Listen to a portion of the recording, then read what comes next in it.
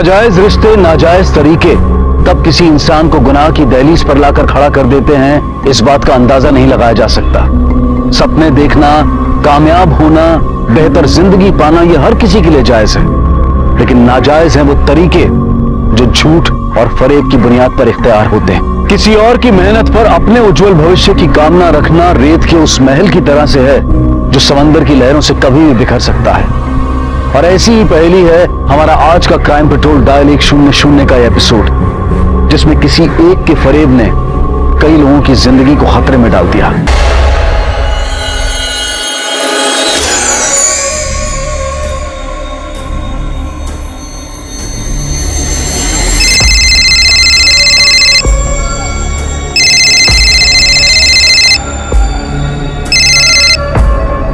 Hello, Mukesh Gadkari. ओ बोलते हैं। तेरी बेटी को हमने किडनैप किया है। फटाफट 2 करोड़ भेज, नहीं तो तेरी बेटी के टुकड़े करके बेचता हूँ।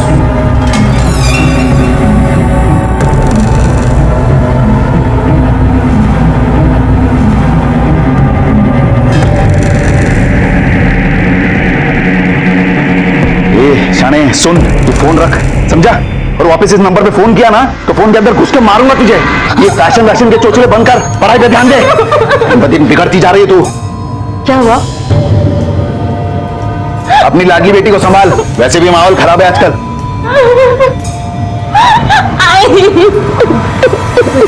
एक तरफ मुंबई के एक बहुत बड़े लैंड ब्रोकर मुकेश गडकरी को लगातार फोन आ रहे थे कि उसकी बेटी को किडनैप कर लिया गया है, लेकिन उसकी इकलौती बेटी उसकी आंखों के सामने थी। और जिस लड़की को उसकी बेटी समझकर किडनैप किया गया था, वो खुद ये बोले जा रही थी कि वो मुकेश की बेटी नहीं है। लेकिन किडनैपर उसका विश्वास क्यों नहीं कर रहे थे? आखिर कौन थी ये लड़की जिसे बंधक बनाकर रखा गया था? क्या वो वाकई में मुकेश गडकरी की बेटी थी या नहीं? और दूसरी तरफ था एक बच्चा जो बंद कमरे में अकेला तड़प रहा था और कोई उसकी देखभाल करने वाला नहीं था। आखिर ये माजरा क्या था और ये तीनों लोग आपस में किस तरह से जुड़े हुए थे?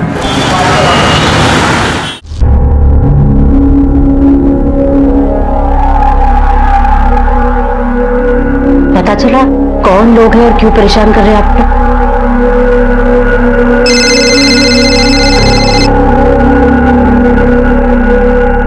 हेलो, आप प्लीज इन्हें पैसे दे दो, प्लीज, वरना ये लोग मुझे जान से मार देंगे। आप जानते नहीं ये लोग कितने खतरनाक है। 2 दिन से खाना सूख गया, पानी तक भी नहीं पिया। ए शाने, सुना ना तूने? ए शाने, तू जो भी है ना सुन, ये नाटक बंद कर तू।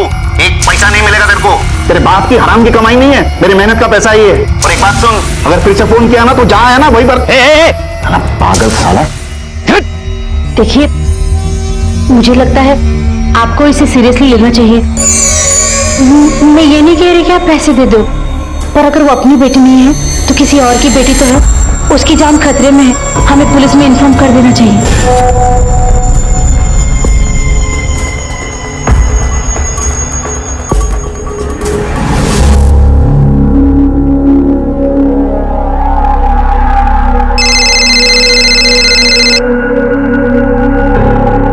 हेलो, मेरा तोहफा देखा तूने? निकल गई ना सारी अकड़। अब सुन, अगर पैसों का इंतजाम नहीं हुआ ना तो ऐसे ही इंस्टॉलमेंट में टुकड़े टुकड़े कर कर तेरी बेटी को तेरे पास भेजूंगा। कितने पैसे चाहिए? 2 करोड़। 2 करोड़? नोट कौन से ले आऊं? मतलब सीक्वेंस में नहीं होने चाहिए, राइट? और कहां पैसे पहुंचाने होंगे? किसी सुनसान जगह में। और मैं पुलिस को भी नहीं बताऊंगा, वरना तुम तो मेरी बेटी के टुकड़े कर दोगे। अरे वाह, तू तो बड़ा खिलाड़ी निकला। एकदम पहुंची हुई चीज है तू। अब सुन, पैसे कहाँ और कब लेके आने वो जगह मैं तुझे बताऊंगा। तू पैसों का इंतजाम कर। बिल्कुल, तुम जहां बोलोगे वहां पैसे पहुंचा दूंगा मैं।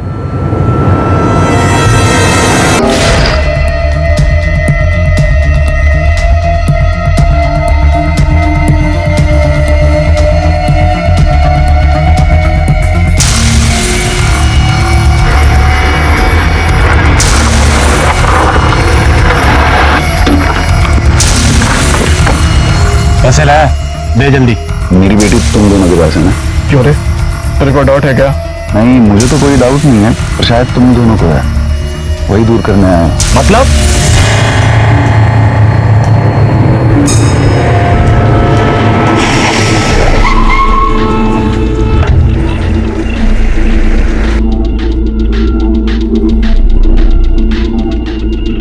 अंकल ज्यादा शाना बन रहा है तू?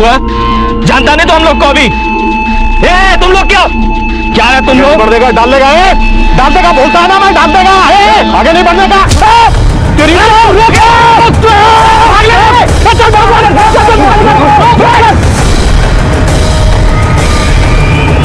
अरे रुको, 2 करोड़ तो ले जाओ। इस केस में सवालों की लंबी लिस्ट थी। आखिर मुकेश पुलिस के पास ना जाकर इस मामले को इतना हल्का क्यों समझ रहा था, वो भी किडनैपर्स द्वारा कटी हुई उंगली का फोटो भेजने जैसे वाकये के बाद। देखने से तो यही लग रहा था कि मुकेश को उस लड़की की जान खतरे में होने का कोई फर्क नहीं पड़ रहा था।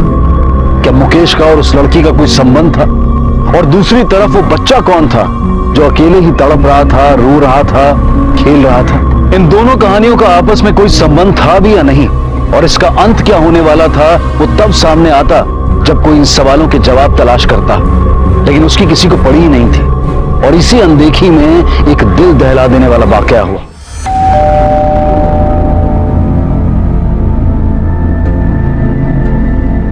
मुकेश गडकरी? हाँ, मेरे पापा हैं। उनका कुरियर आया हुआ।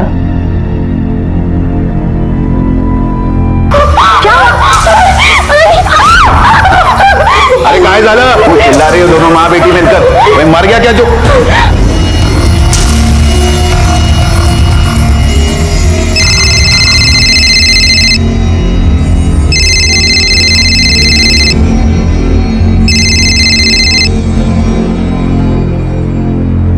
हेलो, क्या हुआ?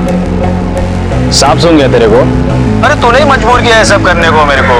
देख, तेरे को पहले मैं फोटो भेजा था ना उंगली का, तेरे को समझा नहीं, इसलिए पार्सल करके मैंने तेरे को डायरेक्ट उंगली भेज दिया। अभी भी सुधर जा, पैसे भेज फटाफट, नहीं तो अगली बार मुंडी भेजूंगा, समझा?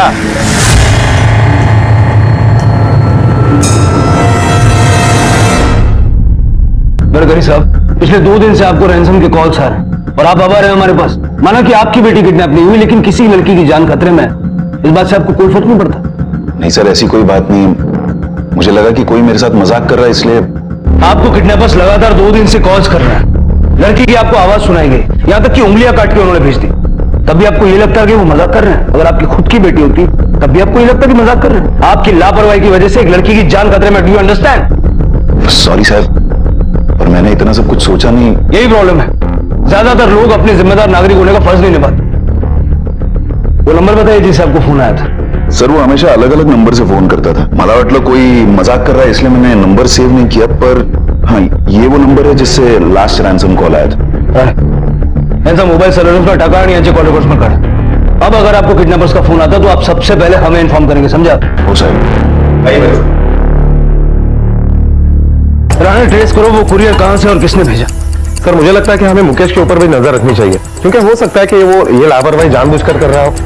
और सबसे पहले हमें ये भी पता करना चाहिए कि अगर मुकेश की बेटी उसके घर पर ही है तो किडनैपर उसे रैंसम कॉल क्यों कर रहा है। राणे, ये केस हमारे लिए बहुत ही डिफिकल्ट है, क्योंकि ना ही हमारे पास लड़की का चेहरा है और ना ही कोई आइडेंटिफिकेशन। लड़की कौन है, कहां से है, क्या करती है, हमें कुछ नहीं पता। सिर्फ इतना पता है कि किडनैपर समझते हैं कि वो मुकेश गडकरी की बेटी है। अब हमें ये पता करना होगा कि क्या वाकई मुकेश गडकरी का उस लड़की से कोई संबंध है या फिर किडनैपर्स को गलतफहमी हुई। किडनैपर्स किसी भी हद तक जा सकते हैं। मुकेश पे दबाव बनाने के लिए वो लोग ऑलरेडी लड़की की उंगलियां काट चुके हैं। लड़की की लाइफ डेंजर में रहने, it's a big challenge for अस।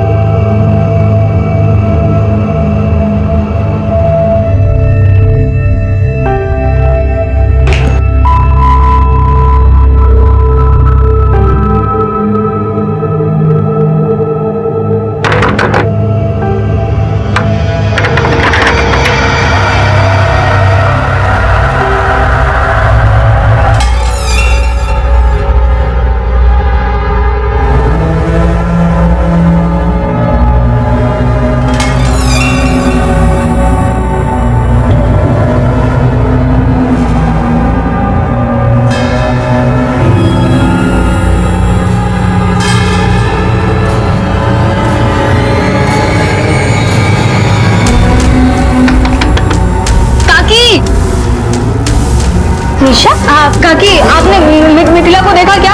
मिथिला को? हाँ नहीं रे, उसे तो कई दिनों से मैंने देखा ही नहीं था। अच्छा और मेरा बच्चा मेरा मुन्ना? नहीं, मुन्ना को भी नहीं देखा मैंने। लेकिन हुआ क्या है निशा?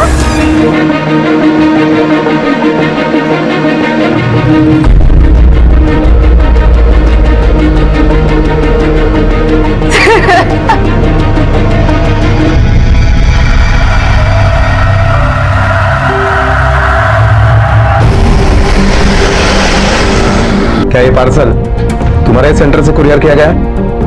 जी सर। जिस आदमी ने ये पार्सल भेजा, क्या तुम उसे पहचानते हो? सर ऐसा तो मैं नहीं कह सकता है, क्योंकि यहाँ पे दिन में 1000 लोग आते कुरियर करने। देखो, ये पार्सल एक किडनैपिंग केस से जुड़ा हुआ है। तुम्हें कोई भी ऐसी चीज याद है जो तुम्हें संदिग्ध लगी हो? हाँ सर, याद है। वो आदमी चेंज लेना भूल गया था। मैंने थोड़ी देर उसकी राह भी देखी थी, जब वो नहीं आया तो उसने मुझे जो कॉन्टेक्ट नंबर दिया था, मैंने उस पर फोन ट्राई किया, लेकिन वो स्विच ऑफ बता रहा था। अगर हम उस आदमी का स्केच बनवाते हैं तो तुम उसका हुलिया बता सकते हो? हाँ जरूर सर। यही था वो? हाँ सर, लगभग ऐसे ही दिखता। ठीक है राणे, ये स्केच मुंबई और पुणे के सारे पुलिस स्टेशन में सर्कुलेट करवा दो और एक बार चल के मुकेश और उसके परिवार को भी दिखा दो। आप पहचानते हैं इसे? जी नहीं। आप लोग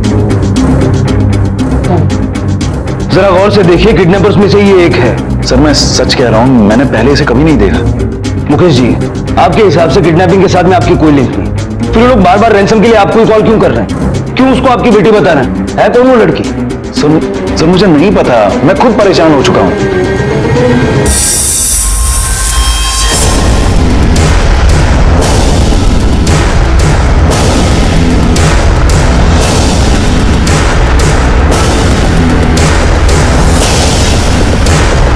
क्या वो वाकई उसकी बेटी थी या फिर वो किडनैपर्स की किसी बड़ी गलतफहमी का शिकार हुई थी?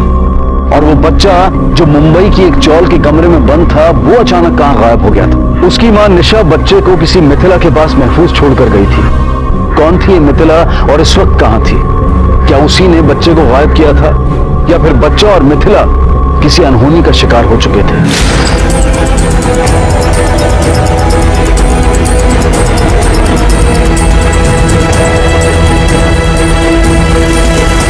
मुकेश गडकरी को रैंसम कॉल तूने किए थे ना? कौन गडकरी साहब? मैं किसी गडकरी को नहीं जानता साहब। मैं बीवी बच्चे वाला आदमी हूँ। ये किडनैपिंग मैं क्यों करूंगा साहब? ये नंबर तेरा ही है ना? ये नंबर मेरा नहीं है साहब। तो किडनैपर के पास तुम्हारा नंबर कैसे आया? मुझे क्या मालूम साहब, मैं अनपढ़ आदमी हूँ साहब, मजदूरी करके अपना पेट पालता हूँ साहब। सर, इनका 1.5 साल का बच्चा गायब हो गया। सर सब जगह देखा, कहीं भी नहीं मिला। आप बैठिए। आप लोग ये बताइए कि आपका बच्चा कब गायब हुआ? सर, मैं फिल्म लाइन में हेयर ड्रेसर का काम करती हूँ। अभी 3 दिन पहले लोनावला में मेरा 1 दिन का शूट था, तो मैं मेरी सहेली मिथिला जो चौल में हमारे घर के ऊपर वाले माले पे रहती है, उसके पास अपना बच्चा छोड़ कर गई थी। लेकिन सर, शूट 1 दिन की जगह 2 दिन और बढ़ गया। और सर, जब आज 3 दिन बाद मैं घर वापस आई तो देखा मेरा बच्चा और मिथिला दोनों गायब हैं। आपके पास दोनों की कोई फोटो तो होगी ना? हाँ है।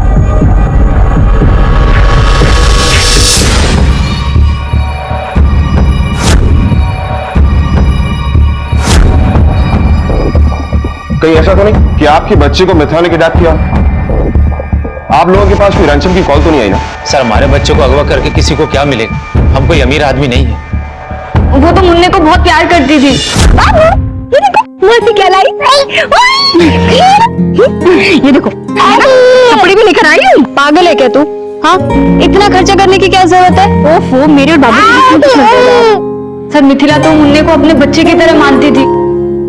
आप तो शूटिंग पे थे, लेकिन आप कहाँ थे? सर मैं अपनी कंपनी के काम से बड़ौदा गया था। मैंने इसे बोला मैं वापस आ जाता हूँ। इसने बोला नहीं, बच्चे को मिथिला संभाल लेगी, और मैं इसकी बात मान गया। सर, मेरे बच्चे को और मिथिला को ढूंढ दीजिए। अगर मेरा बच्चा नहीं मिला तो मैं मर जाऊंगी। आप फिक्र मत कीजिए, हम जल्दी ढूंढ निकालेंगे। सर, जिन नंबरों से मुकेश को रैंसम कॉल किए गए हैं वो सारे फेक आईडी पर खरीदे गए हैं और किसी भी नंबर का दोबारा इस्तेमाल नहीं हुआ। ये सारे नंबर लगभग 1 महीने पहले खरीदे गए हैं। सबसे अहम बात यह है कि पुणे के आउटस्कर्ट्स एरिया से सारे कॉल किए गए हैं, क्योंकि सबके मोबाइल टावर अलग अलग दिखाई दे रहे हैं। इसका मतलब है कि ये किडनैपर्स जो है वो नौसिखिए नहीं है बल्कि प्रोफेशनल्स हैं। ताज्जुब की बात यह है कि इनको ये नहीं पता कि ये मुकेश की बेटी नहीं है, या फिर मुकेश ने हमसे कोई इन्फॉर्मेशन छुपाई है। राणे, एक काम करो, पुणे और आसपास के सारे पुलिस स्टेशन में ये पता करो कि कोमल के एज ग्रुप की कोई लड़की मिसिंग है क्या, क्योंकि इस केस में दो पॉसिबिलिटीज हैं। या तो किडनैपर्स ने गलत लड़की उठाई है, या फिर मुकेश की कोई नाजायज औलाद है जिसके बारे में किसी को नहीं पता, और उसके जीने या मरने से मुकेश को कोई फर्क नहीं पड़ता।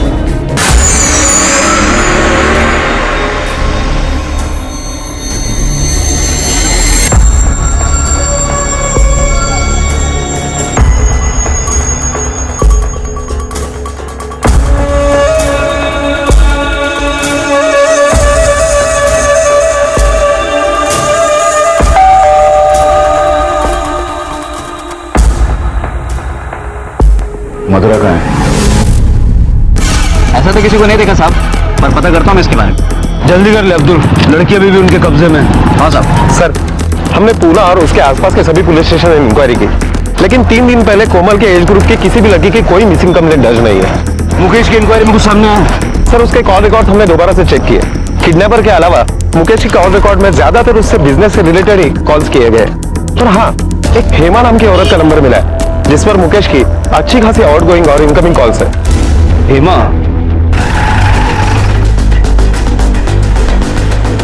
साहब, ये हमारा घर। हाँ, और वो ऊपर मिथिला रहती है।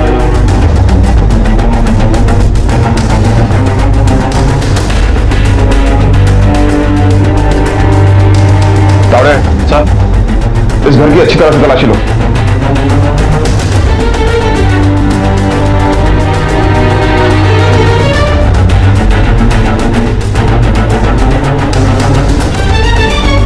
तावड़े तो ये तो मिथिला का पोर्टफोलियो है। सर, कुछ नहीं मिला। साहब, मैंने ना मिथिला को देखा है ना उसके बच्चे को देखा है। इतनी बड़ी चौल में किसी ने उसे आते जाते नहीं देखा। साहब, 3 दिन पहले चौल से बाहर जाते हुए मैंने तो उसे देखा था, पर मालूम नहीं वो वापस आई भी या नहीं। तो 3 दिन पहले आपने मिथिला को जाते हुए देखा था, तो उसके साथ में कोई छोटा बच्चा भी था क्या? नहीं साहब, बच्चा नहीं था, पर बच्चे की रोने की वजह मिथिला की जाने के बाद ही आ रही थी। आपको क्या लगता है बच्चे की किडनैपिंग मिथिला ने की होगी? नहीं साहब, वो तो बहुत अच्छी लड़की थी, मुंडा से बहुत प्यार करती थी। तावड़े, पूछताछ से तो यही लग रहा है कि मिथिला ने शायद बच्चे की किडनैपिंग नहीं की। उसने नहीं किया तो किसने किया? तेरी सहेली है ना वो, हमेशा बोला था तेरे को कि बच्चा किसी के पास छोड़ के मत जाना। अरे माँ बाप से ज्यादा अपने बच्चे की कोई देखभाल कर सकता है, लेकिन तू नहीं समझी। पता नहीं कहाँ होगा, किस हाल में होगा, कुछ खाया भी होगा कि नहीं। और तो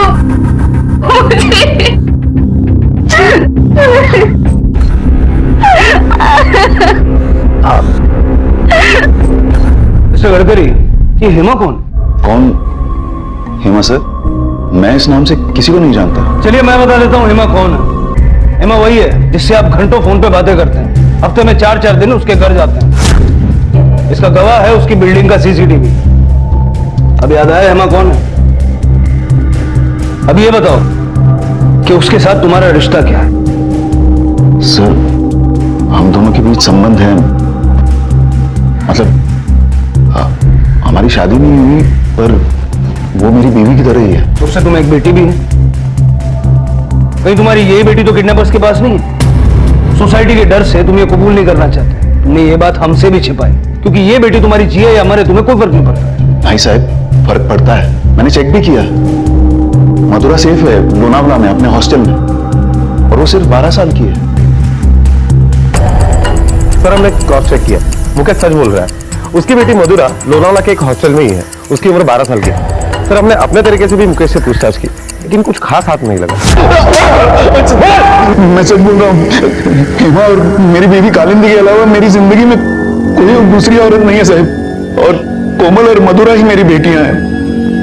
कसम से साहब, सच बोल रहा हूँ मैं। तो फिर वो लड़की कौन हो सकती है जिसे किडनैपर्स ने मुकेश की बेटी समझ के उठाई? मुकेश से उसका क्या लेना देना? सर, लेकिन प्रॉब्लम यह है कि हमारे पास ना ही उसकी कोई पहचान है, ना ही उसके बारे में कोई जानकारी, जिसके बिना पर हम उसे ढूंढ सकें। अब अगर आपको किडनैपर्स का फोन आता है तो उनसे कहिए कि आपको उनकी हर शर्त मंजूर है, और उनसे कहिएगा कि इस बात की तसल्ली के लिए कि लड़की ठीक है, लड़की का एक वीडियो बना के भेजे, जिससे उसकी तलाश करने के लिए हमें उस लड़की का चेहरा मिल जाए। ओ साहब, ओके, थैंक यू।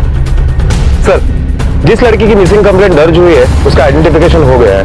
उस लड़की की 2 जगह पर मिसिंग कंप्लेंट दर्ज हुई है, एक लोअर परेल पुलिस स्टेशन में और दूसरी सोलापुर के बार्शी पुलिस स्टेशन में। किस किस ने कंप्लेंट लिखवाई?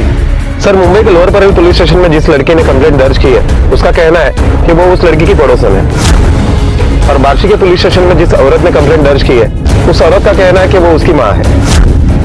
राणे ताबड़तोड़ या दोगीना पुलिस स्टेशन ला बुलाऊंगे। Okay sir. इसे पहचानती हैं आप? हाँ साहब, ये मेरी बेटी मिथिला है साहब। सर ये मेरी फ्रेंड है। इसके बारे में कुछ पता चला? ये कहाँ है? आपकी बेटी को किसी ने किडनैप कर लिया है। क्या? क्या? और सब मेरा बच्चा कहीं उसे भी किसी ने। देखिए, आपके बच्चे के मिथिला के साथ होने के चांसेस बहुत कम है, क्योंकि किडनैपर्स ने अभी तक किसी बच्चे का जिक्र नहीं किया। वो तो यहाँ मुंबई आई थी एक्टिंग करने के लिए। आपकी बेटी का नाम मिथिला मुकेश गडकरी है ना? नहीं साहब, मेरी बेटी का नाम मिथिला सुरेश वार्षिकर है। हाँ सर, उसका नाम मिथिला मुकेश गडकरी है। हमारे चौर में सब उसे इसी नाम से जानते हैं। निशा के मुताबिक लड़की का नाम मिथिला मुकेश गडकरी है, जबकि उसकी माँ का कहना है कि उसका नाम है मिथिला सुरेश वार्षिकर। राणा, इस लड़की के नाम के पीछे कुछ तो है जिसका हमें पता लगाना होगा। मिथिला, मेरी बात सुन बेटा, तू यहीं रह के कुछ काम देख ले। इतने बड़े शहर में तू क्या करेगी? हाँ ओफो माँ, तुम डर भी रही हो और इतना सारा सामान भी दे रही हो। अरे वजन हो जाएगा, कैसे लेकर जाऊंगी मैं? आज तुझे मेरी बात समझ में नहीं आ रही है। कल जब वहां मां नहीं होगी ना तुम्हारे साथ, तब इन्हीं चीजों में तू मुझे ढूंढेगी। मुझे पता है तू अपने खाने पीने का ख्याल नहीं रखने वाली है। माँ, मैं तुझे बहुत मिस करूंगी। पता है वहां मुझे बिना बोले समझने वाला कोई भी नहीं होगा। तभी तुम्हें बोल रही हूँ ना, फिर एक बार सोच ले, यहीं रुक जा। माँ, मुझे जो करना है वो यहाँ पे नहीं हो सकता। मेरा करियर मुंबई में है। मुझे एक कामयाब इंसान बनना है, खूब नाम कमाना है, खूब पैसे कमाने हैं। ऐसे रोते हुए मत भेजो ना, खुशी खुशी भेजो। ठीक है, अगर तेरी यही इच्छा है तो तू चल। मैं चाहती हूं तेरे सारे सपने पूरे होंगे, तू बहुत बड़ी कलाकार बनेगी। गणपति पापा तेरी सारी इच्छाएं पूरी करेंगे।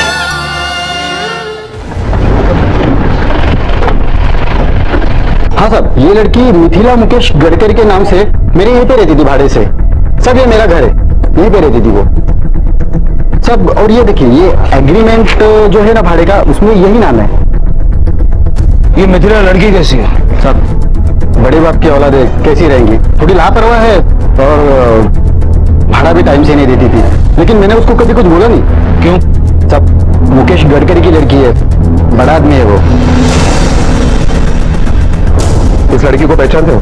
हाँ, ये तो मिथिला है, यहीं पर रहती है। पूरा नाम क्या है उसका? कब मिथिला मुकेश गडकरी। मुकेश गडकरी इतना बड़ा आदमी होने के बावजूद उसकी बेटी ऐसे एरिया में रह रही है। आप लोगों ने उसे पूछा क्यों नहीं? बड़े आदमी के चौथले साहब, सुना है कुछ फिल्म में काम कर रही है, उसमें गरीब का रोल मिला है उसको। गरीब आदमी कैसे रहता है ये देखने के लिए आइए साहब। हाँ सर, मिथिला को सबसे पहले चांस मैंने ही दिया था। अमीर बाप की बेटी थी, कास्ट करते समय बोली कि उसका बाप थोड़ा बहुत फाइनेंस कर देगा। मैंने भी सोचा कि उसके बाप के पैसे से पिक्चर बना लेंगे, लेकिन कहाँ सर, वो तो मेरे पैसे लेकर भाग गई। सर ये मिथिला तो खुद एक फ्रॉड निकली। किसी बड़े आदमी का नाम इस्तेमाल करके उसकी बेटी बनकर ये लोगों को बेवकूफ बना रही है।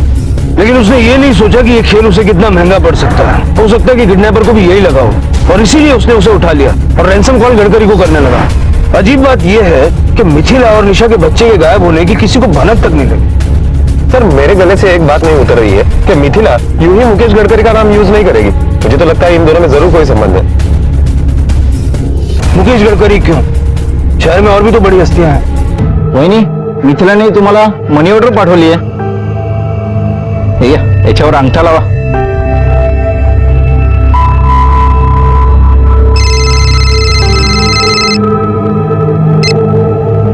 हेलो। हेलो माँ, आपको पैसे मिल गए? हाँ बेटा, मिल गए। ये मेरी पहली कमाई है। माँ, आपको जो भी अच्छा लगे ना, आप इन पैसों से ले लेना, ठीक है?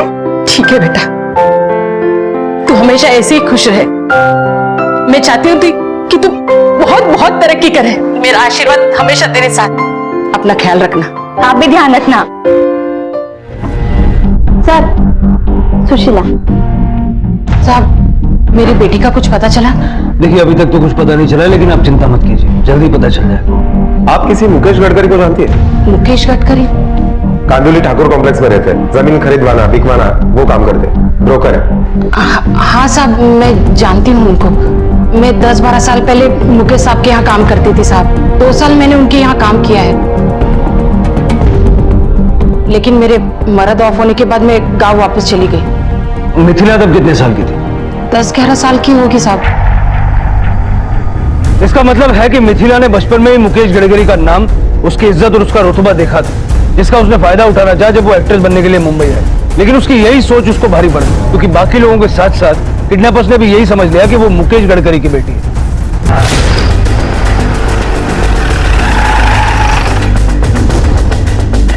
सलाम साहब।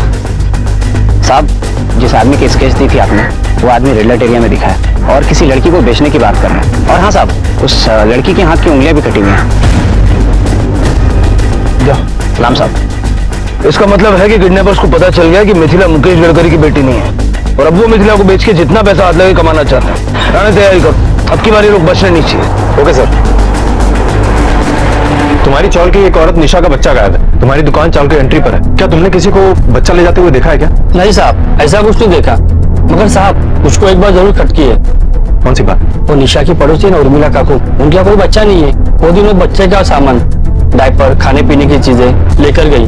तभी मैंने उससे पूछा ये किसके लिए, तभी मुझे वो बोली मेरे बेटी के बच्चे के लिए, जबकि साहब उसकी बेटी कई महीनों से यहाँ आई नहीं है।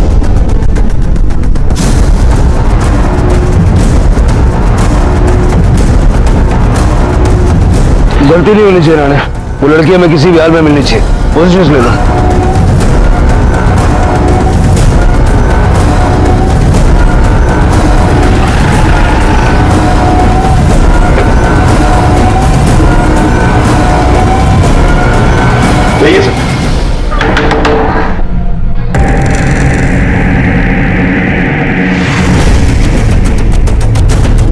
घर की अच्छी तरह तलाशी लो।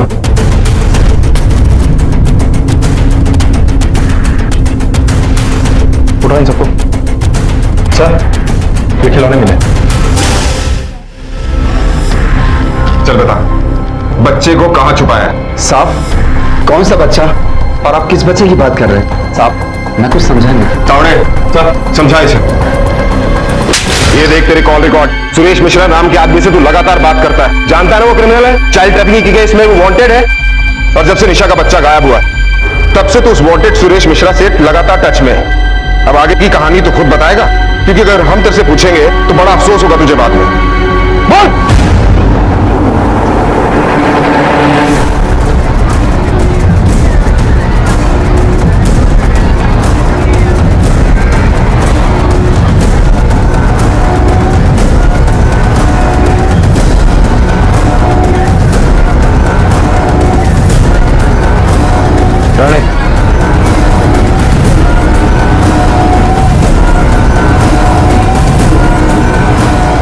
रुक,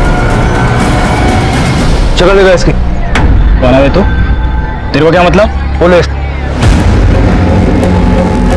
अरे साहब, ये यहीं की लड़की है, अभी अभी कस्टमर के पास से ही वापस आई है। हाँ साहब, चेहरा बाबा इसे।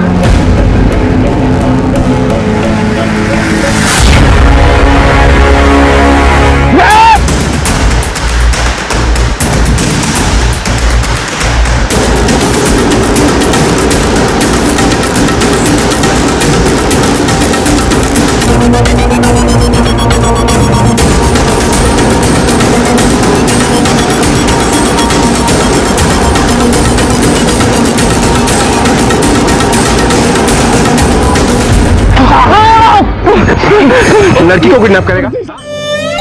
मिथिला, मिथिला,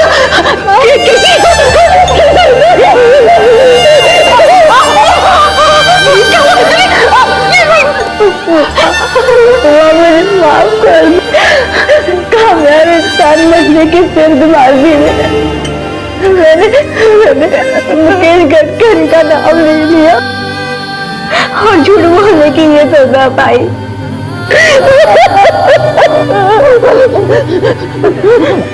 मिथिला, जिसने तुम्हें किडनैप किया था उसे जानती हो?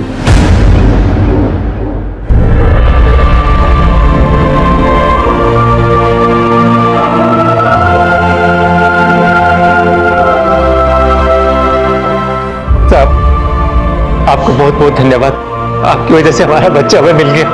मैंने तो उम्मीद ही छोड़ दी थी। उम्मीद तो मैंने भी छोड़ दी थी।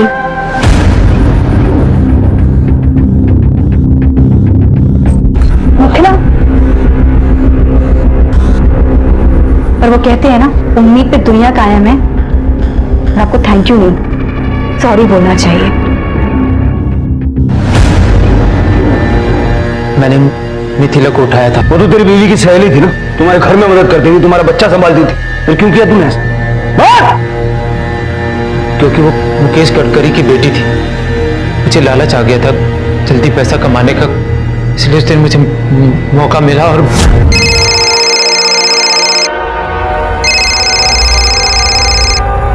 हेलो। हाँ मिथिला, मैं गौतम बोल रहा हूँ। हाँ दादा। अरे जो मेन रोड के बाहर जो कॉफी शॉप है ना, उधर आ। मेरे दोस्त का जानकार प्रोड्यूसर बैठा हुआ है उधर। बस 5 मिनट के लिए अपनी शक्ल दिखा के चली जाए। पर दादा, बाबू तो अकेले हैं घर पर।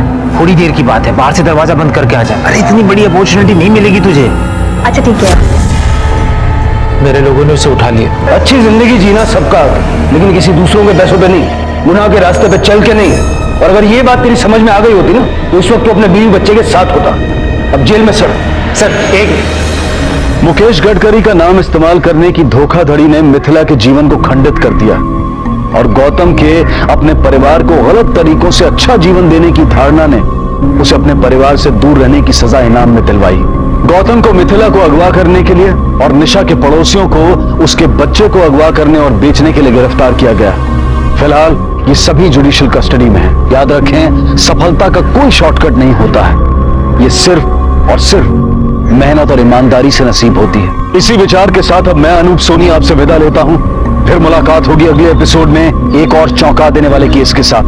तब तक अपना और अपने परिवार का ख्याल रखें और देखते रहें क्राइम पेट्रोल डायल 100। सबक एक को, सीख हम सबको। जय हिंद।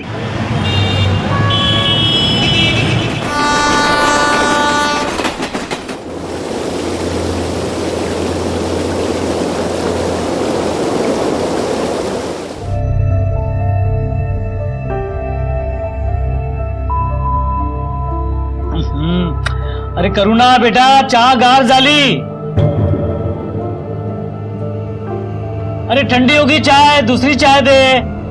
करुणा, ए करुणा। करुणा, करुणा, अरे अभी तो तुझे दूध पिलाया ना, फिर तेरा रोना चालू हो गया। तुझे तो तेरी बुआ ही संभाल सकती है। करुणा, आपने करुणा को देखा क्या? मला काय माहित। करुणा, करुणा। अरे चंद्रमा भी इसी घर में और चंद्रग्रहण भी इसी घर में। मेरे नाती को देख और इस पंटी को। करुणा की बात कर रही हूँ, देखा है क्या उसको? वही करुणा। अरे यार मेरे शूज कहाँ है, रैकेट कहाँ है? तुम मेरा सामान क्यों छूती हो यार? कितनी बार कहा है तुम्हें? करुणा, करुणा, करुणा, करुणा।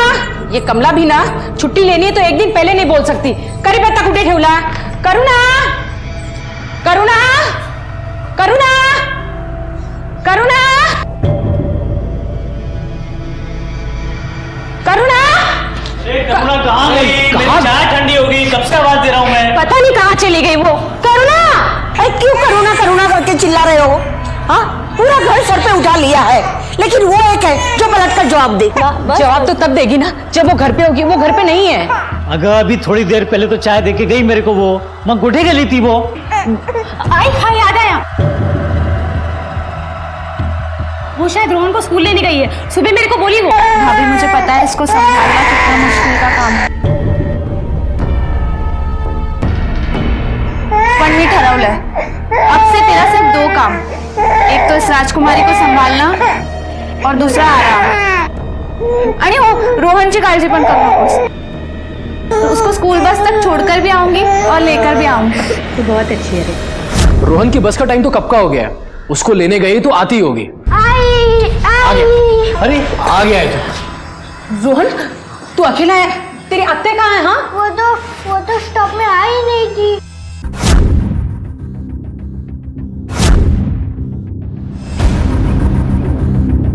हाय, उसका फोन भी बंद आ रहा है। ऐसे तो कभी नहीं करती वो, हमेशा मुझे बता के जाती है। इतनी लापरवाही उसने कभी नहीं दिखाई है। कहाँ चली गई वो? परेशान हुई नहीं गई तो क्या? रोहन तो आ गया ना, वो भी आ जाएगी। अरे किसी की मदद करने रुक गई होगी वो। लेकिन उसका फोन क्यों बंद आ रहा है? आई उसके फोन की बैटरी खत्म हो गई होगी। अरे तुम लोग तो ऐसे परेशान हो रहे हो, पता नहीं इसे कब से गई है वो। एक तो मैं लेट हो गया, मेरा जूता नहीं मिल रहा है। तुम्हारे पास उसके फ्रेंड का नंबर है ना, माला का, उससे ट्राई करो। हाँ, लगा उसका फोन। जी बहनी। करुणा है क्या उधर? नहीं, करुणा तो नहीं आई, लेकिन हाँ उसका कॉल आया था नोट्स के लिए। हाँ बोलना। माला सुनना, मुझे बायो के नोट्स व्हाट्सएप करना। तुझे पता है ना, लास्ट वीक मैं एक भी क्लास अटेंड नहीं कर पाई। तो इतनी टेंशन क्यों ले रही है? अभी एग्जाम में टाइम है। अगर होगा, पर मैं रिस्क नहीं लेना चाहती। हनी हो, मेरा क्या तुम लोगों के जैसे नहीं है। तुम लोगों के लिए तो सफेद घोड़ी पर बैठकर राजकुमार आने वाला है, और मुझे अपने पैरों पर खुद खड़ा होना है ना। ठीक है, मैं भेज देती हूँ। अच्छा, जब वो आए ना तो बोलना कि मेरे को फौरन फोन करे। हाँ जी ठीक है। क्या बोला उसने? करुणा, ये बबलू ने भी ना परेशान करके रखा है। कल सुबह से बुखार है, जो मजाले की मेरे हाथों से दवाई खा ले। कल तो करुणा ने दवाई खिलाई थी। करुणा कुछ काम नहीं कर रही हो तो घर में भेज दीजिए। वो अभी बाहर गई है, आएगी तो मैं बोलूंगी उसको। ताई, आप लोग तो नसीब वाले हो जो ऐसी मुलगी आपके घर में जन्मी है। मुझे बहुत काम है, मैं निकलती हूँ। करुणा को भेज दीजिए।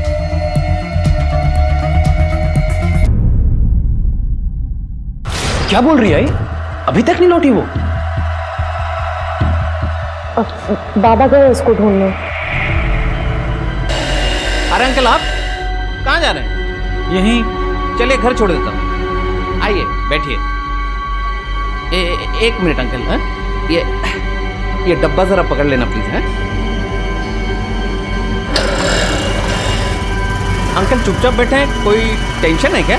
अरे वो क्या है कि शाम से करुणा का कुछ पता नहीं चल रहा है। अरे अंकल, आप टेंशन मत लो, आ जाएगी। हाँ, पता नहीं कहाँ चली गई है शाम से।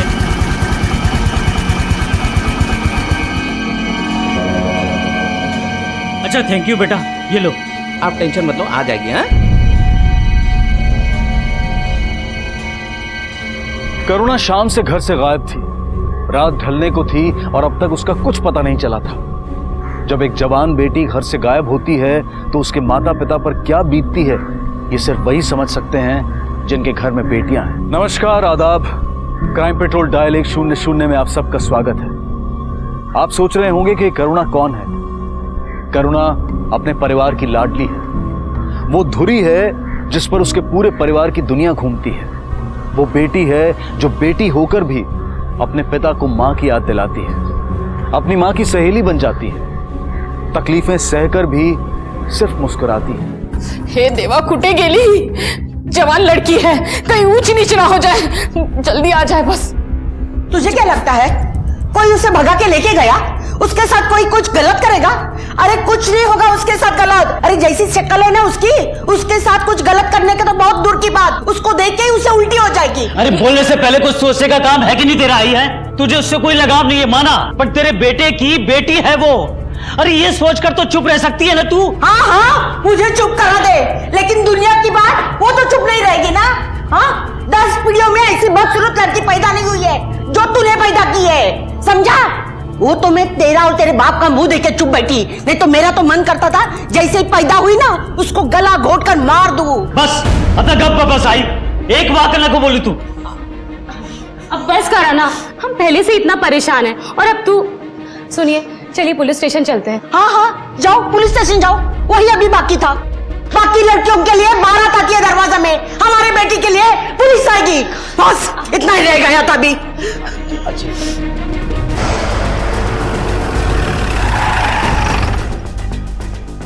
रंजन हटकर। मैं हूँ सर, मैंने ही आपको फोन किया था। आपकी बहन गायब है, आपने बताया था। हाँ सर, उसका नाम करुणा है। सर शाम से ही उसका कुछ पता नहीं चल रहा है। मोबाइल था उसके पास, लेकिन तब से लेकर अब तक उसका फोन भी नहीं लग रहा है, बंद आ रहा है। आखिरी बार कब और कहाँ देखा था आपने उसे? सर मैं करुणा की बहिनी हूँ। मेरे बेटे की स्कूल बस करीबन 5:30 बजे उसे तानाजी नगर बस स्टॉप पे उतारती है, और आज करुणा ने मुझे बोला था कि वो उसे लेने जाएगी, पर वो वहाँ पर भी नहीं पहुँची। हो सकता है कोई दोस्त या रिश्तेदार के घर गई हो। सर हमने सबके यहाँ पूछ लिया, वो कहीं नहीं है, उसको कुछ पता ही नहीं चल रहा है। हमारी करुणा बहुत समझदार लड़की है सर, अगर कहीं उसे जाना होता है तो बताकर जाती है, ऐसे नहीं जाती वो। 24 घंटे पूरे होने से पहले हम लीगली कोई कंप्लेन दर्ज नहीं कर सकते। हम लोग अनऑफिशियली उसे खोजने की कोशिश करते हैं, लेकिन अगर वो कल तक नहीं लौटती है तो आपको पुलिस स्टेशन आकर कंप्लेन लिखवानी होगी। जी सर। और कोई भी रहता है यहाँ पर या सिर्फ आप 4 ही हैं? सर मेरी आई है और मेरी 3 महीने की बेटी है। आई कहाँ है आपकी? वो अंदर कमरे में है सर।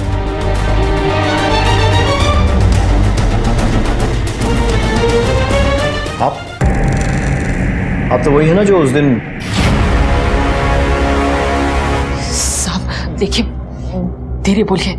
हाँ मैं वही हूँ, लेकिन वो बात हम लोगों ने घर में किसी को नहीं बताई है। और जो लड़की गुम हुई है करुणा, वो मेरी बेटी है जो उस दिन मेरे साथ थी। बहुत बहादुर और हिम्मत वाली है आपकी लड़की।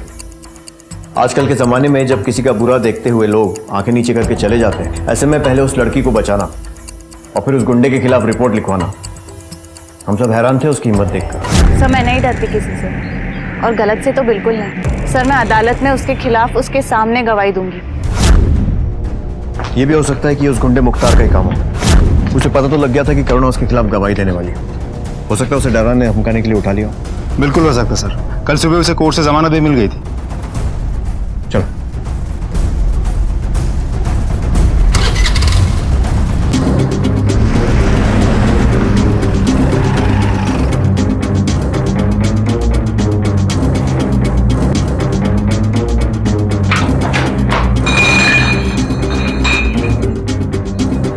रूम की तलाशी लो, अगर कुछ मिल जाए देखो अच्छे से।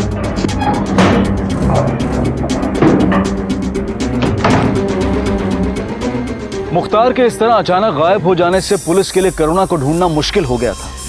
वैसे भी मुंबई जैसे महानगर में किसी को ढूंढना आसान नहीं है, लेकिन अब वो अकेला शख्स जिस पर करुणा के अपहरण का शक था वो पुलिस की पहुंच से दूर जा चुका था, और इसके साथ साथ करुणा तक पहुंचने की उम्मीद भी दूर चली गई थी। और दूसरी तरफ करुणा के घर पर जैसे जैसे रात गहराती जा रही थी, वैसे वैसे उसके परिवार वालों की नींद उड़ती जा रही थी। खा बेटा। क्या लगता है तुझे कि मैं ये खाना खा पाऊंगा? अरे मेरी बच्ची गायब हुई है, पता नहीं कहाँ होगी मेरी करुणा। अरे आई, मेरी तो जान जा रही है ये सोच सोच कर कि अगर करुणा नहीं मिली या उसे कुछ हो गया तो मेरा क्या होगा। अरे मैं तो अब तक इस बात से खुश रहती थी कि उस जैसी शक्ल वाली लड़की से ना कोई शादी करेगा। कम से कम वो मेरा और मेरे बच्चों को अच्छे से संभालेगी, अच्छे से ख्याल रखेगी। अगर हमारी करुणा का भी ऐसा कुछ एक्सीडेंट वक्सीडेंट हो गया ना तो हम भी उसका थोबड़ा बदल देंगे। ये काय बोलता आई तुम्ही? हाँ, बेटी है वो मेरी। अरे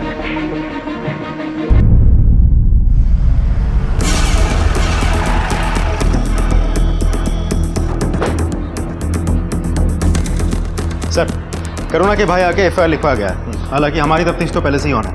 ओके, आसपास के सभी पुलिस स्टेशन में उसकी फोटो भेज दो और हॉस्पिटल्स में भी इन्वेस्टिगेट करो। सर, हॉस्पिटल्स में हम पहले ही पता कर चुके हैं और पिछले 24 घंटों में मुंबई में जितने भी अनआइडेंटिफाइड फीमेल बॉडीज मिली थी हमने सब चेक किया, उनमें से कोई भी करुणा नहीं है सर। गुड, मतलब ये होप तो है कि उसके साथ कुछ बुरा नहीं हुआ और वो जिंदा है। सर, ना मुख्तार का कुछ पता चल रहा है और ना उसके पंडरों का।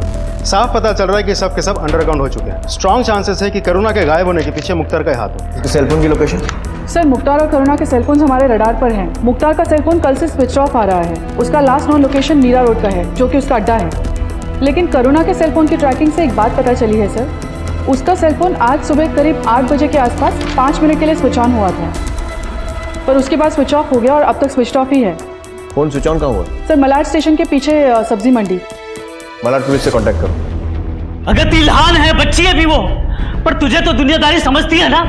तुझे पता है ना कि कैसी है ये दुनिया, फिर भी तूने उसे रोका नहीं जाने दिया। अरे कितने बड़े खतरे में डाल दिया तूने उसे, कुछ पता है तुझे?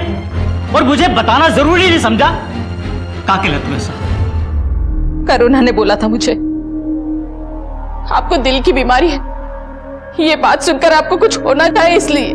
और अब अरे अब मेरे दिल पर क्या गुजरेगी तुझे पता है? हतकर साहब, आपकी बेटी ने जो किया उस पर पछतावा करके उसकी बहादुरी की बेइज्जती मत कीजिए।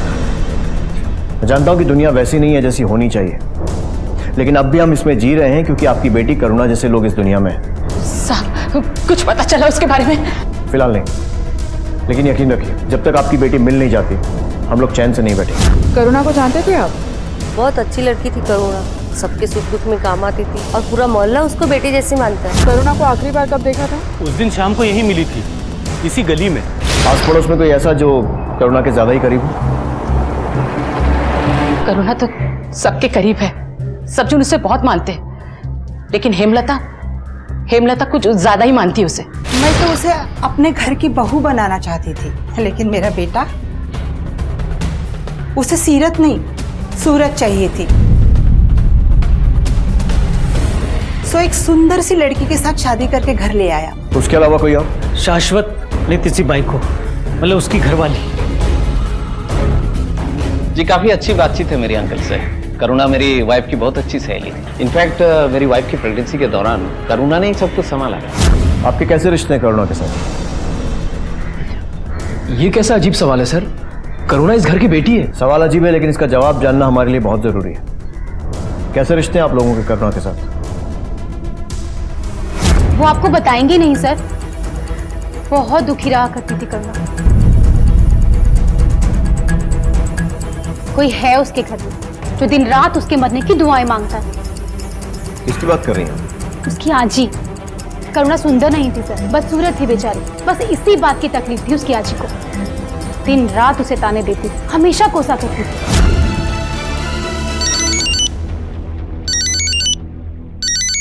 हेलो सर, मुझे आपको कुछ बताना है। आप पीछे वाली गली में आ जाइए। ठीक है, बाकी लोगों से पूछताछ करो, मैं आता हूँ। Okay sir.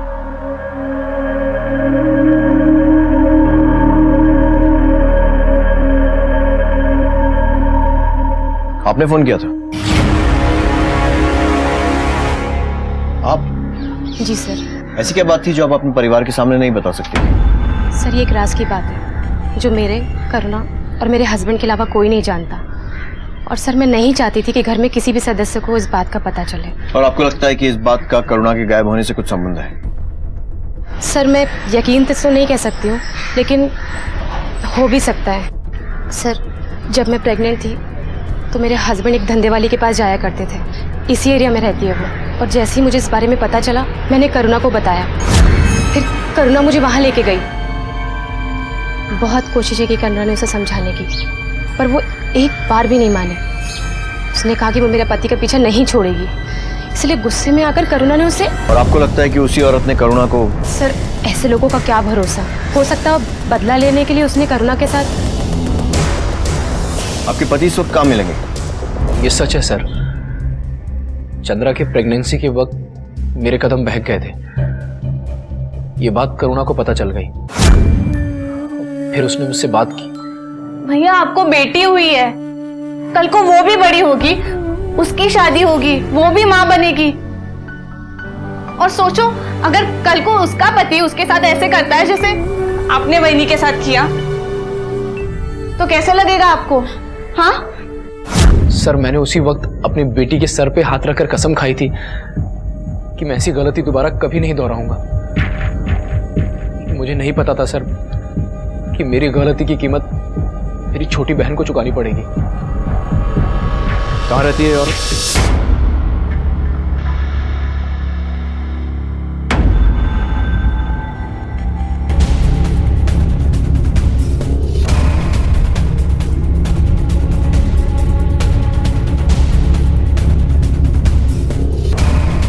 पुलिस।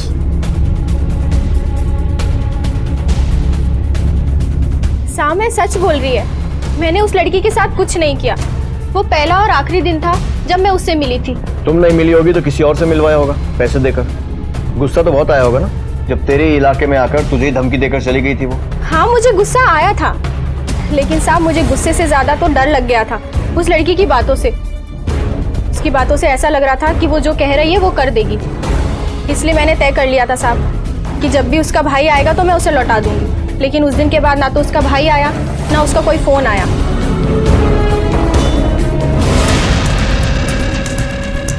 सर, चाय। क्या सोच रहे हैं सर? ये इतनी आसानी से बोलने वाली नहीं है, बहुत चालू है। और जिस तरह के धंधे में ये लोग हैं, इनके ऊपर कई लोगों का हाथ होता है और ज्यादातर लोग शरीफ नहीं होते। इस पर और इससे मिलने जुलने वाले हर इंसान पर नजर रखो। Okay sir. किसी भी हादसे के पीछे दुश्मनी या बदले की भावना हो, यह मुमकिन है, लेकिन कुछ मासूम अपनों का ही शिकार बन जाते हैं। करुणा की दादी को करुणा की शक्ल की वजह से उसके अस्तित्व से नफरत थी। वहीं करुणा की भाभी का प्यार भी सिर्फ दिखावा ही था। दरअसल भाभी के लिए करुणा किसी आया से कम नहीं थी। करुणा का भाई भी बाजारू औरतों के साथ रिश्ता रखने की वजह से करुणा के सामने शर्मिंदा हो चुका था। तो कहीं ऐसा तो नहीं था कि करुणा के गायब होने के पीछे दादी की नफरत, भाभी के मतलब और शर्मिंदगी की वजह से उपजे उसके भाई के गुस्से का हाथ रहा? किसी भी संभावना से इनकार नहीं किया जा सकता था, लेकिन इस सब के बावजूद पुलिस के अलावा एक व्यक्ति ने करुणा की तलाश में दिन रात एक कर दिया था, और वो थे करुणा के पिता। अरे पूरा एक सिगरेट देना। लेकिन अंकल आपने तो छोड़ दी थी ना, क्या हुआ, परेशानी है कोई? करुणा को अभी इधर आते जाते देखा क्या तूने? लेकिन आप इतना परेशान क्यों हो रहे हैं? अरे गई होंगी, काम से आ जाएंगे। मैं क्या कर नहीं सांगितलं ना एकदा, नहीं सांगितलं ना। 1 मिनिटासाठी नाही, ना नाही, नाही. सोडा ना बाबा, 1 मिनिटासाठी. तू करने क्या वाली है? मी दाखवते नहीं, काय करते. नहीं. बाबा अरे तो बाबा आपको शपथ है मेरी. बेटा देख मेरी बात सुन. अरे इतने सालों की आदत है मेरी, एक दिन में कैसे छूट जाएगी? ते काय माहित नाही. तुम्ही मला सांगा, आपको मैं ज्यादा प्यारी हूँ या ये सिगरेट? अरे बेटा तू प्यारी है. तो फिर अगर दोबारा आपने ये सिगरेट को हाथ लगाया ना, तो जिंदगी में मेरी शक्ल आप कभी नहीं देखोगे. अंकल, अंकल क्या हो अंकल? नहीं चाहिए, रख तू. मैं देखता हूँ करुणा को.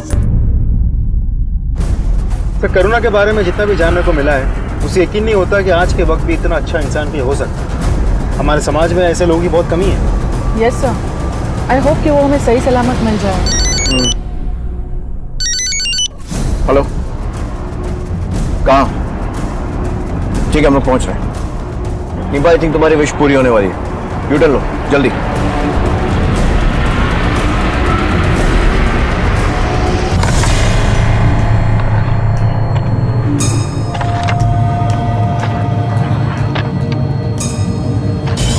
अरे थांबा थांबा थांबा, जाएगी जाएगी जाएगी. मुख्तार, बहुत ढूंढना पड़ा तुझे. लेके चलो इसे. रुक मुख्तार, रुक रुक रुक. थक गया होगा ना दौड़ते दौड़ते. चल थाने में चलकर तेरी थकान उतार. लेके चलो इसको. चल.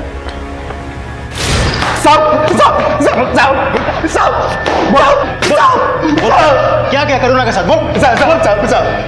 साहब मैं कसम खाता हूँ, मुझे कुछ नहीं पता साहब. मेरी जब जमानत हुई ना साहब, मैं सीधा गांव चला गया था. मेरी भांजी की शादी थी ना. और तेरे पंटर लोग, उन्हें भी अपने साथ लेकर गया था बारात में नचवाने के लिए. हाँ, जब करुणा के साथ कुछ नहीं किया था तो अंडरग्राउंड क्यों हुआ? और वो भी उसी दिन जिस दिन करुणा गायब हुई. साहब मेरे छोकरी लोग ने बताया था मुझे वो लड़की के गायब होने के बारे में. साहब मैं अच्छी तरह से जानता था कि आप लोग का शक मेरे ऊपर ही जाएगा, और जब मैं नहीं मिलूंगा तो आप मेरे छोकरे लोग को परेशान करोगे. इसलिए सबको परेशानी से बचने के लिए मैंने बोला अंडरग्राउंड हो जाओ. लगता है शादी में खिलाई पिलाई ज्यादा हो गई है इसको, इसीलिए सच नीचे दब गया है. निकालो जितना भी खाया पिया है, अपने आप सच बाहर आएगा. साहब साहब सर, करुणा का फोन ऑन हुआ है लेकिन किसी और सिम के थ्रू, और हमारे साइबर सेल ने उसके फोन को उसके IMEI नंबर के थ्रू ट्रैक किया है और उसके लोकेशन का भी पता कर लिया है. लेकर आओ फोन और उसके नए ऑनर को. सर. अरे सर मेरे को क्यों लिया है सर? मैंने क्या किया सर? यही वो आदमी. करुणा का है. कौन करुणा सर? वही जिसका मोबाइल है तेरे पास, उसी से लिया था ना मोबाइल तूने. सर ये मोबाइल तो एक लड़के से लिया है. कौन लड़का? सर आज सुबह जब मैं घूमने जा रहा था.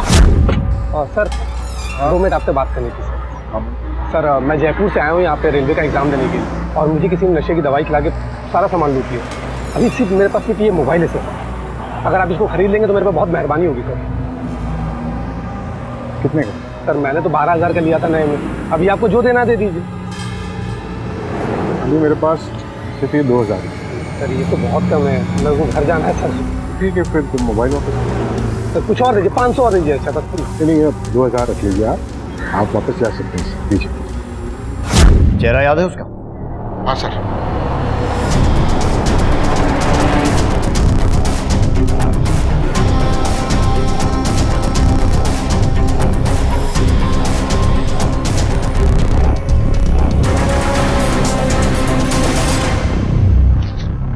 जमाल है, छोटी मोटी चोरियां करता रहता है, कई बार जेल भी जा चुका है।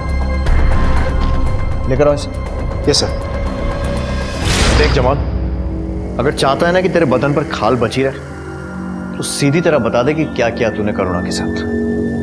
हाँ बोल। बताता हूँ सब, सब बताता हूँ। 2 दिन पहले तानाजी बस स्टॉप के पास एक लड़की को जाते देखा था। उसके हाथ में मोबाइल था साहब। तो वो आसपास कोई नहीं था तो मैं उसके पीछे लग ली।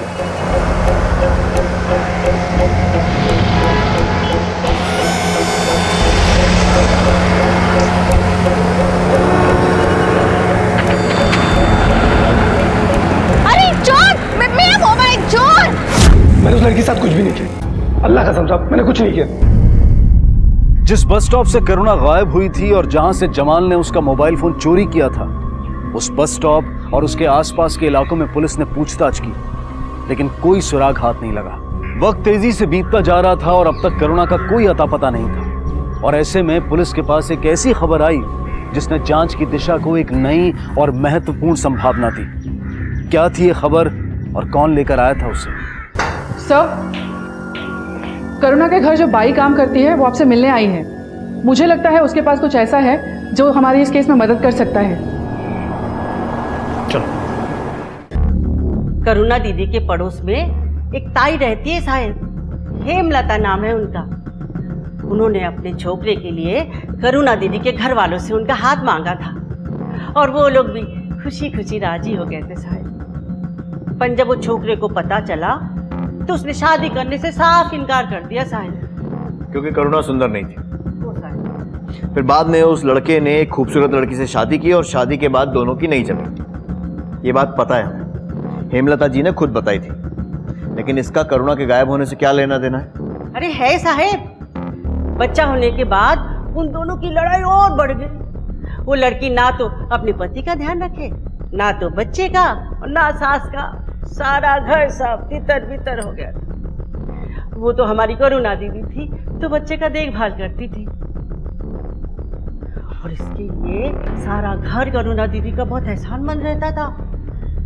पर वो लड़की को लगा कि करुणा दीदी ये सब उसका घर तोड़ने के लिए कर रही है।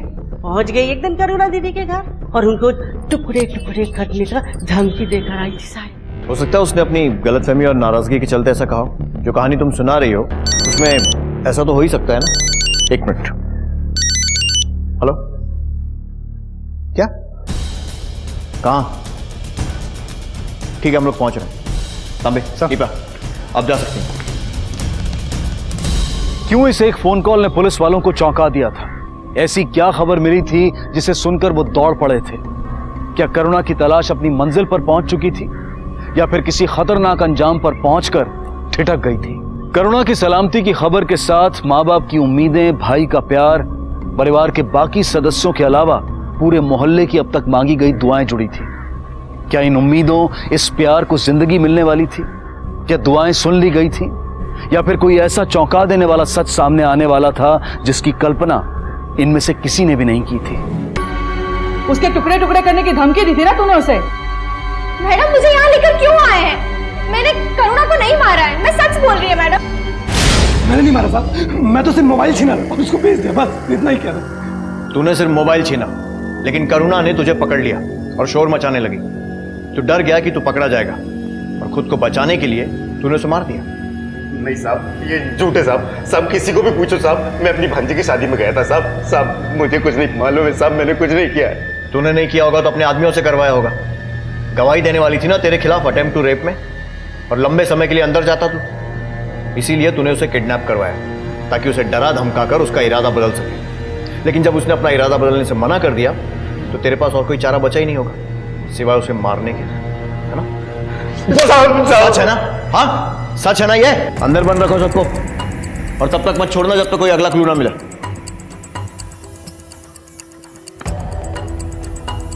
सर, करुणा के बॉडी पार्ट्स की forensic report. According to the report, Karuna की मौत उसी दिन हो गई थी जिस दिन वो गायब हुई थी। यानी कि किसी ने करुणा का मर्डर पहले किया और फिर बाद में अलग अलग बॉडी पार्ट्स को यहाँ वहाँ इंस्टॉलमेंट में फेंका ताकि उसकी पहचान ना की जा सके। नहीं था मैं, लाश के टुकड़े करने के पीछे उसका मकसद लाश की पहचान छुपाना तो बिल्कुल नहीं, क्योंकि अगर ऐसा होता तो हाथ काटकर फेंकने से पहले वो उस पर गुदा हुआ टैटू का निशान मिटाने की कोशिश जरूर करता। वो सिर्फ टुकड़े करके लाश को ट्रांसपोर्ट कर रहा है। लेकिन पूरी बॉडी को एक ही बार में डंप करने की बजाय अलग अलग टुकड़ों को इधर उधर फेंक के खुद के पकड़े जाने के चांसेस को क्यों बढ़ाएगा? वो खुद के पकड़े जाने के चांसेस को बढ़ा नहीं रहा है, बल्कि कम कर रहा है। मतलब अगर पॉसिबल होता तो पूरी बॉडी को एक ही बार में डंप करता और वहां से निकल जाता। आई एम नॉट श्योर, लेकिन हो सकता है कि जिस जगह उसने लाश को रखा है वो कोई सुनसान इलाका नहीं है, बल्कि कोई क्राउडेड प्लेस है, जैसे मार्केट या फिर कोई बिल्डिंग या फिर कोई मोहल्ला।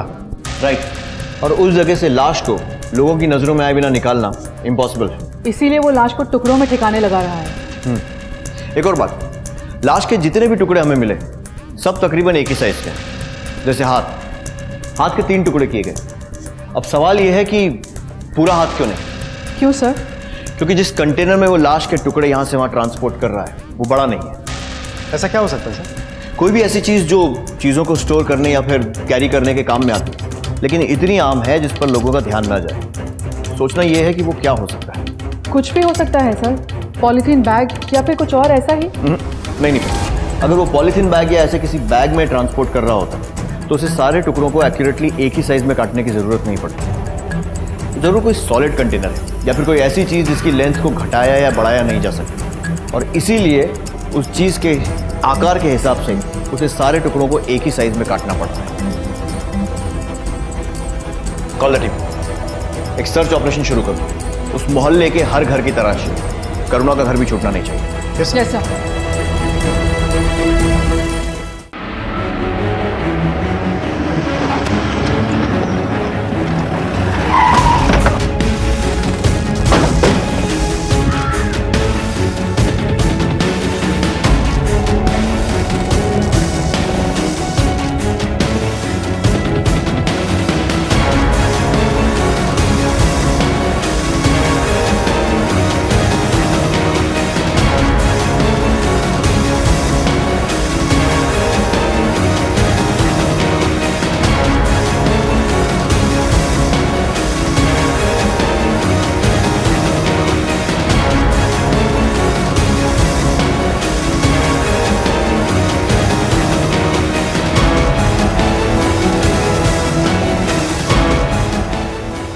पुलिस ने उस मोहल्ले के हर एक घर की तलाशी ली, लेकिन उन्हें वैसा कुछ नहीं मिला जिसकी उन्हें तलाश थी। करुणा की पोस्टमार्टम रिपोर्ट के अनुसार उसके कत्ल को 11 दिन बीत चुके थे और एक दिन बाद उसकी 12वीं की रस्म निभाई जाने वाली थी। हिंदू मान्यताओं के अनुसार मरने के बाद इंसान की आत्मा 11 दिनों तक इस संसार में भटकती है। कुछ अधूरी इच्छाएं होती हैं, कुछ मोह के धागे होते हैं जिन्हें टूटने में वक्त लगता है, लेकिन 12वें दिन वो इस संसार से अपने हर नाते, हर मोह को तोड़कर हमेशा के लिए विदा लेती है। अगर इस मान्यता में थोड़ी भी सच्चाई है तो करुणा की आत्मा की सिर्फ यही इच्छा रही होगी कि किसी भी तरह इस दुनिया से नाता तोड़ने से पहले उसके गुनहगारों को सजा मिल जाए और उसे इंसाफ। और आज जब उसका परिवार उसकी 12वीं की रस्म निभाकर उसकी आत्मा को हमेशा के लिए विदा करने वाला था, तब सवाल सिर्फ यही था कि क्या करुणा की आखिरी और अधूरी इच्छा पूरी होगी।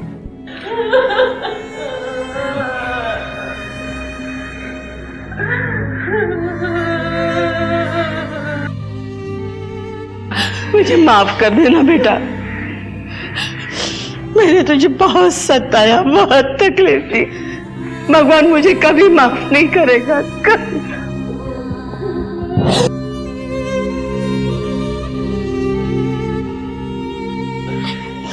मैंने तुझे बहुत तकलीफ दी, बहुत गलत किया तेरे साथ। भगवान मुझे कभी माफ नहीं करेगा, कभी नहीं।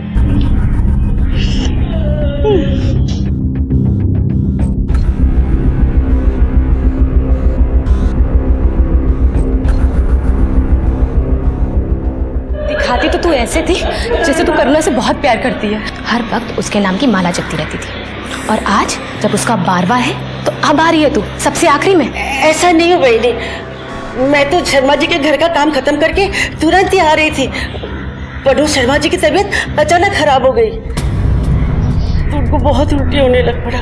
बाहर का खाना खा खा कर तबीयत खराब हो गई है उनकी। बीवी हर दिन खाना बनाती है, तब भी बाहर का खाते हैं। शर्मा कौन है? ये जो पड़ोस में रहते हैं।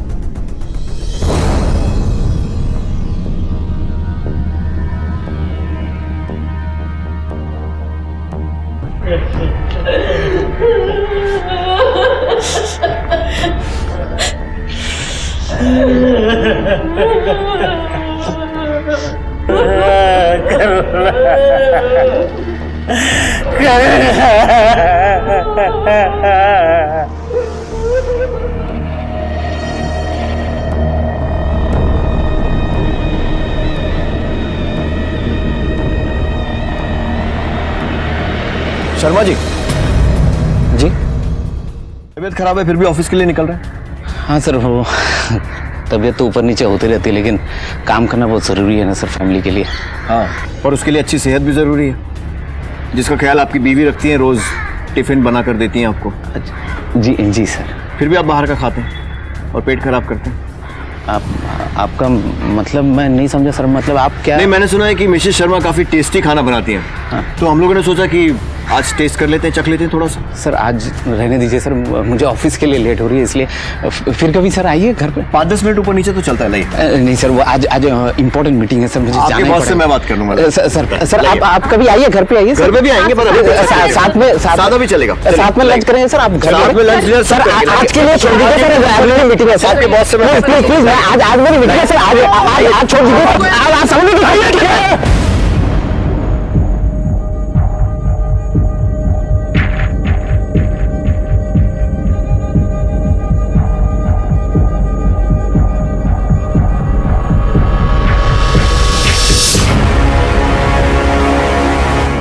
यह है घर का बनाया हुआ खाना।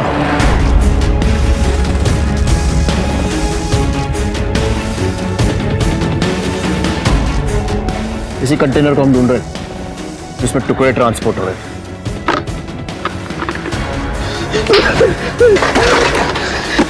पकड़ो इसे। उस दिन शाम को मैं घर पर अकेला था जब करुणा वहां आई थी। पता नहीं क्या हो रहा है सोसाइटी में, सेफ्टी नाम की कोई चीज ही नहीं। भैया पुलिस को फोन करना है।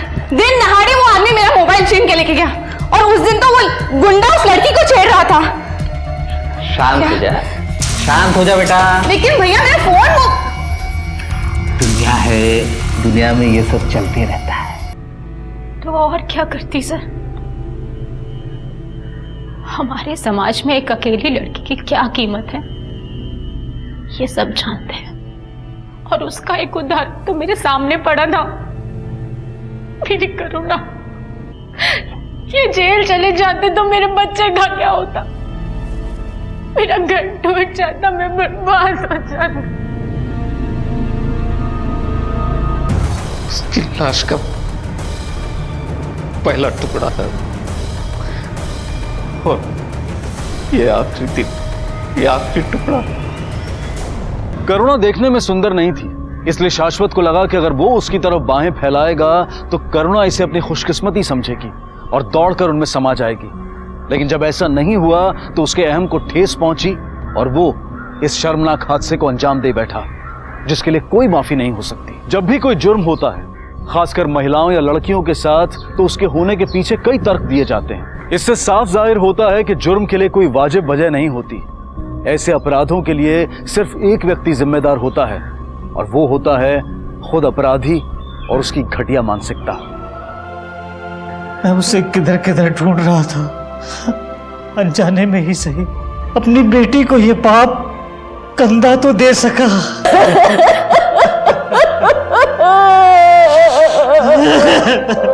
करुणा के साथ हुआ हादसा हमें यह सीख देता है कि अच्छा और भला होना जरूरी है, लेकिन दूसरों की नीयत में छुपी बुराई को पहचानना और उससे सतर्क रहना भी बहुत जरूरी है। जिंदगी में हमारे साथ तभी गलत नहीं होता जब गलती हमारी होती है। कई बार हमें दूसरों की गलतियों की भी कीमत चुकानी पड़ती है, जैसे कि करुणा को चुकानी पड़ी। फिर किसी करुणा के साथ ऐसा हादसा ना हो, इसी उम्मीद के साथ अब मैं अनूप सोनी आपसे विदा लेता हूं। फिर मुलाकात होगी अगले एपिसोड में एक और चौंका देने वाले केस के साथ।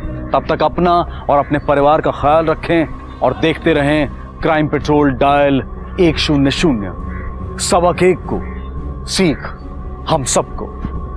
जय हिंद। इस तरह के और भी एपिसोड देखने के लिए हमारे चैनल को सब्सक्राइब करें और बेल आइकन दबाना ना भूलें।